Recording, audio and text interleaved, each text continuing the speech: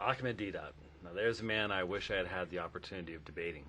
Not because he was actually a particularly good apologist, but he was a tremendous showman. And sadly, he's had a huge impact upon the entire next generation of Islamic apologists. So many have seen his videotapes, and they repeat his arguments over and over again, uncritically. He was not a scholar.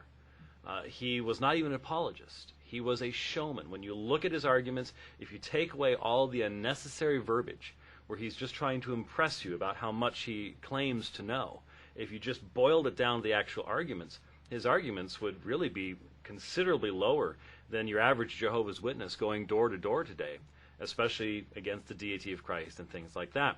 But he claimed to have this tremendous facility with languages, and he claimed to know Greek. And so in a 2.5-hour diatribe, which is available in many formats today, I'm sure it's on YouTube. I found it listed on the web in real audio format, a 2.5-hour diatribe against the deity of Christ. He makes error after error after error in this material, and yet people are still using this material this day, despite how bad it is. Here's an example that illustrates that while Ahmed Deedat claimed to know Greek, he didn't know Greek. It is plain beyond all question that he could not read the Greek language. He could not handle it appropriately.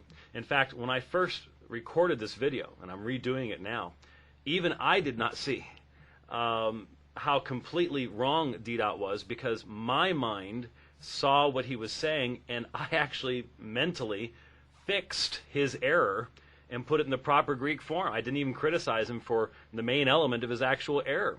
Sam Shamoon, thank you, Sam, pointed this out to me. And so now that I see it right in front of my eyes, I go, wow, I can't even believe someone could be this wrong about what they're claiming here. But let's look at this section. He's talking about John 1:1. He's talking about the forms, the word God.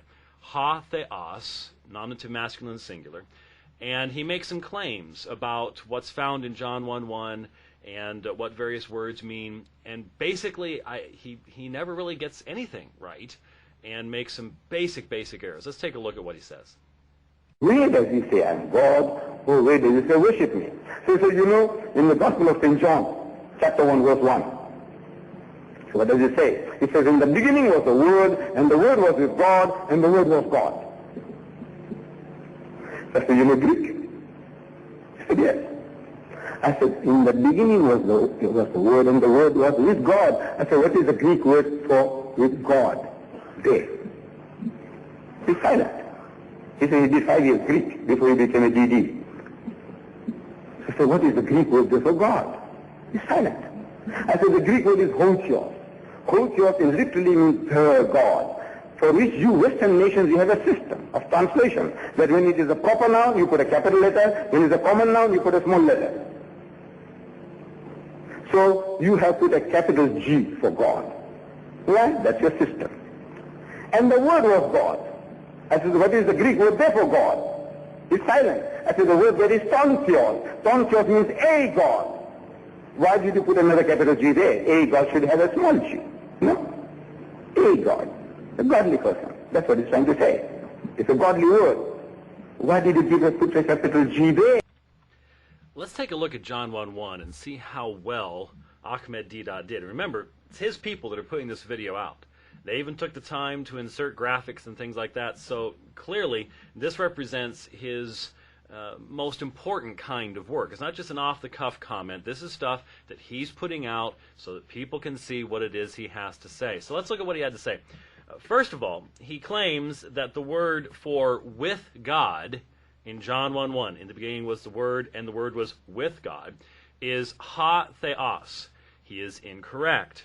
The actual term, as you can see on the screen, is ton theon. Kai halagos ein pros ton theon. The word was pros with ton theon, accusative masculine singular of the Greek term theos, ton theon. So he is in error when he says, well, ha theos means the God. He's trying to draw a distinction between the God of John 1:1b and the a God, he claims, is in John 1:1c, and the Word was God.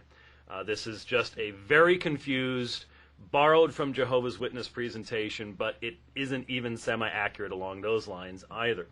And so he makes that first claim, he's wrong. It's not ha theos, it's ton theon.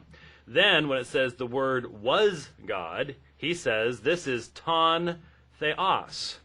There is no such thing as ton theos. Ton is the article for the accusative masculine singular, in this case, and ha is the form for the masculine nominative singular.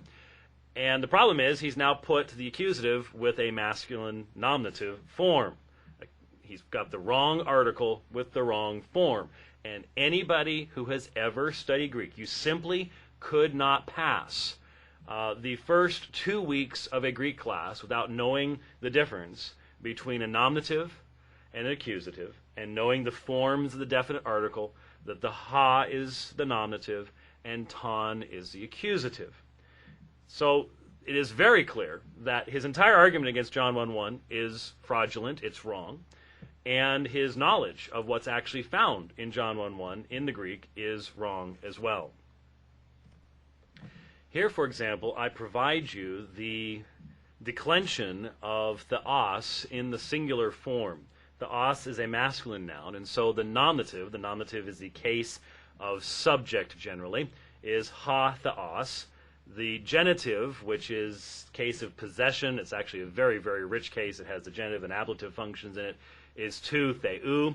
The dative, locative, instrumental, indirect address, numerous other forms like that, is to theo. And then the accusative, which is that of the direct object, is ton theon. So you can see the forms both of the articles, which roughly corresponds to our word the, though in Greek the article is significantly much more rich and full in meaning and usage than we have in English at all. You can see that ha is for the nominative and ton is for the accusative. But theos is a nominative form, and theon is the proper accusative form. Deedat simply has it completely wrong and does not seem to even recognize this. You could not read a single paragraph, a single sentence of Greek without knowing the differences between these forms.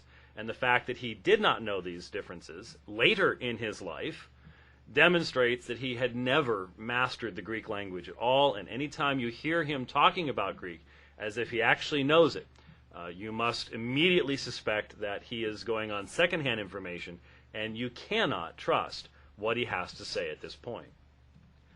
So what you actually have is the exact opposite of what Deedat is trying to argue.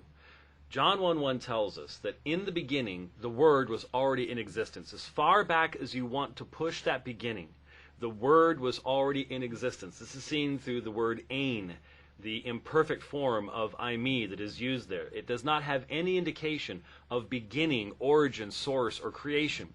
The Word is eternal, and yet the Word has a personal relationship, is face to face with God. And then the Word is described as to his nature being deity or God. That's why theos does not have an article in front of it. It's functioning as a predicate nominative, and it is placed before the verb. It is describing for us this logos. And this John 1:1 is meant to be the window through which we view the rest of the Gospel of John. And when we do, we can see it properly. When we refuse John's own definitions, as Deedat clearly does, he has to as a Muslim, then the Gospel of John becomes a jumble for us. It does not become nearly as clear in its testimony to who Jesus Christ is. The important thing to remember is when you hear Ahmed Deedat speaking, the vast majority of his verbiage is just showmanship. It is not there to actually provide any meaningful context, and if you were to strip his arguments down to this level, you would discover that his arguments are woefully lacking. And if you're a Muslim watching this, please listen as we continue to take his material apart and demonstrate that this man who has been famous amongst Muslims for many years really had no meaningful arguments to place against the Christian faith. Thanks for watching.